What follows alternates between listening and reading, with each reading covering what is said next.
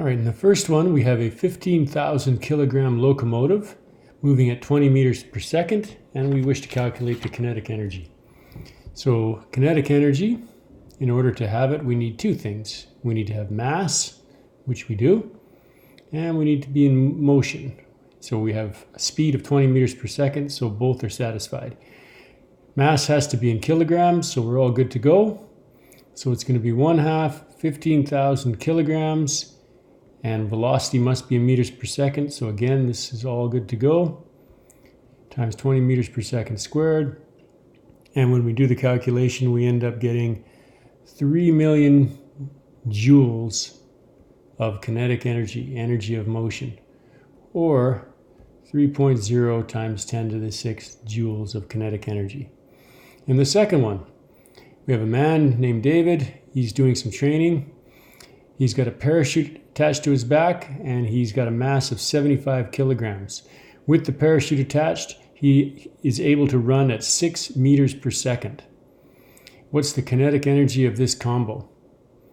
Well, once again, kinetic energy is 1/2 the mass times velocity squared. As long as we've got kilograms and meters per second, we can just calculate directly. So it's 1/2 75 kilograms times 6.0 meters per second, all squared.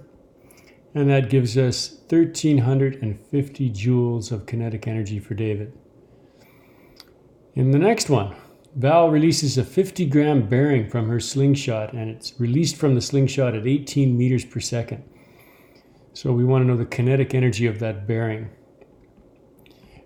So 1/2 mass times velocity squared. Now the only thing we got to watch here is the mass is in grams, and there's 1,000 grams in 1 kilogram. So if I take 50 grams and divide it by 1,000,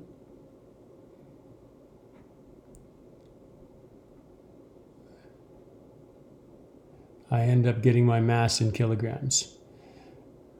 So times 18 meters per second all squared gives us 8.1 joules of kinetic energy for that bearing. Now a lot of you will just do the 50 grams first, just dividing it by 1,000, you get 0.05 kilograms and put that in directly. That's totally fine. Now the last one, we've got a pendulum swinging back and forth.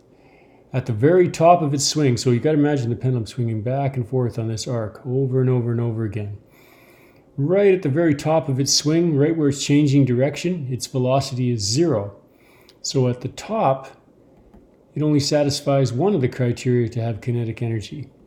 It has a mass, but no velocity. So at the top, its kinetic energy is 0. There is no energy of motion because it is not moving at that moment in time. Now at the bottom, it says that it reaches a speed as it accelerates down due to gravity, at least a portion of gravity, and it reaches a speed at the bottom of 5 meters per second before it begins to slow down again as it ascends. So at the bottom, it's moving at 5 meters per second. So the kinetic energy at the bottom is 1/2 mv squared. My mass was 0.25, and my velocity was 5 meters per second. Both are acceptable units. So we just calculate it as we see it. And that gives us 3.125 joules of kinetic energy for that pendulum bob, or approximately 3.1 joules of kinetic energy if we use sig figs.